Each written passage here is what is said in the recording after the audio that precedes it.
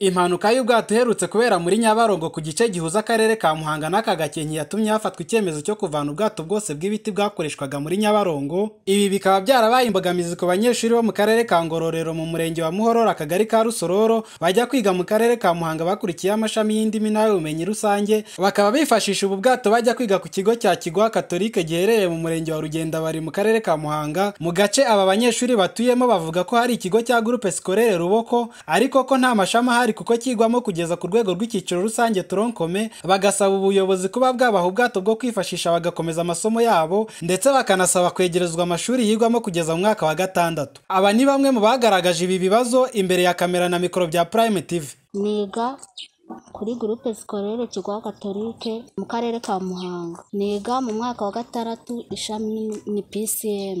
Imbogamizi twagize nuko abayobozi badukuriye ubwato mu ruzi kandi naho twacaga, kandi mu bishoboka ko inaha mu karere ka Ngororero na masigisi hari wenda ngo twajya kuyigiramo, ariko kubw'ubusaba tubasaba turabasaba ngo mudusubirezemo ubwato kuko nta hantu twabona tunyura, nta hantu nabona niga kuko inaha nta sigisiyo yanjye ihari. Mutukorere ubuvugizi ubwato busubire mu ruzi bityo tubone ukuntu dukomeza amasomo yacu nta mbogamizi duhuye nayo. Nk'umwana ushaka kujya kwiga combination y'indimi ajya kwiga mu karere ka Muhanga na combination ya PCM noneho na HEG, cyangwa se ukajya kwiga mu murenge wa Gatumba kuri Groupe Scolaire Muhororo. Ni urugendo runini cyane aho abana baba bari kuvunika, ugasanga umwana aturutse mu rugo saa 10 za nijoro ukasanga agarutse indi saa 1 z'ijoro. Uba bari basigaye biga mu karere ka Muhanga, ubwato burafunze,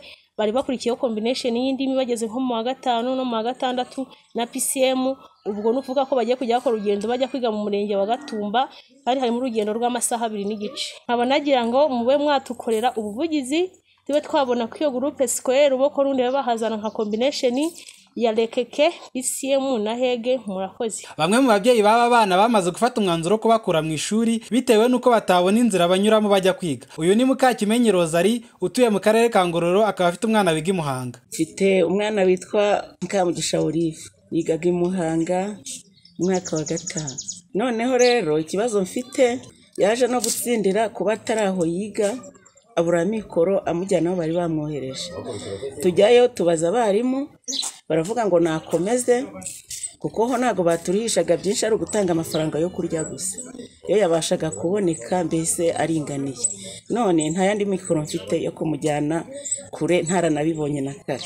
Iyo ajyaga kwiga yanyuraga hano nta minota 30 hari kugira ngo ujye uvuye mu rugo. Ntago azajya, mbese azajyayo nturabona n'amafaranga agura niba simwe, ntabona yo kugira gute.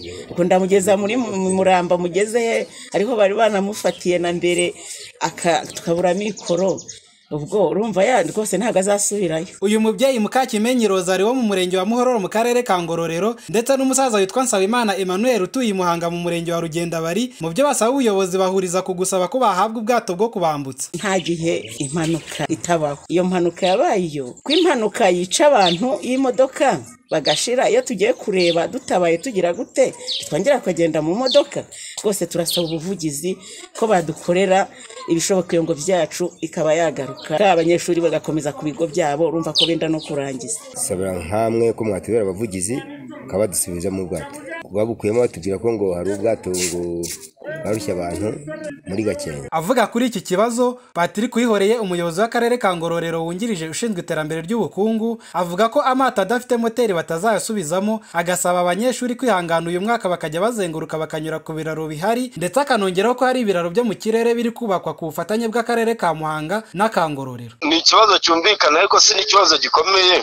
Hari ibiraro byo mu kirere turi mu kubaka ku bufatanye n'akarere ka Muhanga, ntabwo byajya hose, ariko ahitwa Kanyenyeri hari icyo turi kwasira kinini cyambukiranya Nyabarongo, naho ngaho mu buryo burambye turatekereza ko twashyira icyo kiraro cyo mu kirere. Hari ikiraro kinini gicaho n'imodoka bazenguruka, yego bavunika, ariko uwo mwaka bakawihanganira kuko urumva n'ubundi y'amato ari mu guteza impanuka adafite moteri ntabwo twayasubizamo. Kugira ngo aba banyeshuri babashe kugera aho biga bizajya bibasaba kuva iwabo bakanyura mu isantere ya Gatumba bakamanuka umuhanda ujya ahitwa ku Cyome bakambuka ikiraro gihari hanyuma bakanyura inzira z'icyaro bagana ku ishuri. Bakaba bavuga ko iyi nzira batayishobora dore ko ari inzira y'umusaraba byanatumye ababyeyi bafata umwanzuro wo kuvana abana babo mu mashuri. Emmanuel Nsabimana, Prime TV mu karere ka Ngororero.